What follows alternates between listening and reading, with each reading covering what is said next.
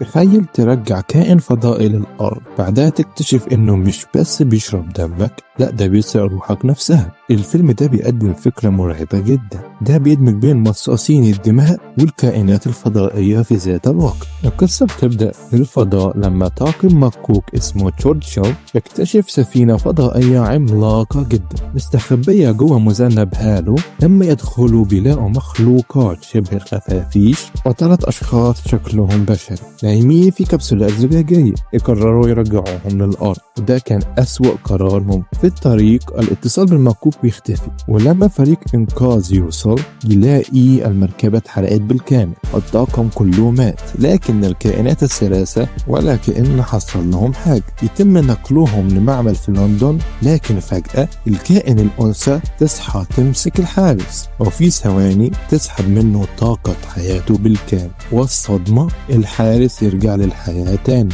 لكن مش إنسان، بقى كائن بيمص طاقة غيره. العدوى تنتشر بسرعة، كل مصاب بيعدي غيره، الناس بتموت وترجع تهاجم، لندن تتحول لكارثة. وفي نفس الوقت الكائنات الذكور بيهربوا، ويتضح بعد كده انهم لسه عايشين وبيغيروا شكلهم وينتشروا بين البشر. الناجي الوحيد اسمه كارلسن يظهر فجأة ويكتشف انه هو اللي حرق المركبة عشان يوقف الكارثة، لكن المفاجأة عنده رابطة ذهنية قوية مع الكائن الأنثى، يعترف انه هو اللي فتح الكبسولة في الفضاء وكأنه كان متحكم فيه، ومن ساعتها بقوا مرتبطين ببعض. لندن تدخل في حالة انهيار كامل، الحكومة تعلن الأحكام العرفية، الشوارع مليانة كائنات بتمص الطاقة، والبشر بقوا مصدر غذاء. والمرعب أكتر إن كل الطاقة دي بتتجمع وتترسل للسفينة الفضائية الأم الواقفة فوق لندن مباشرة. الحل الوحيد سلاح قديم يقدر يقتلهم، فهدفهم يدوروا عليه.